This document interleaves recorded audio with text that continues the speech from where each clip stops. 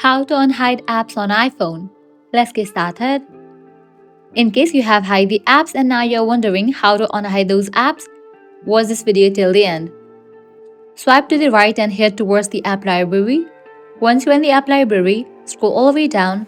At the bottom, you'll find this section of Hidden. Click on that. Your Face ID will be enabled. With that, you're gonna find all the apps that you have hide. Now head towards the app that you're gonna unhide. Press and hold on it. Navigate to the option Turn Require Face ID.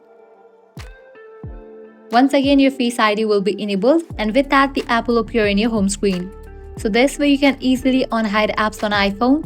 By following the same steps, you are able to unhide other apps.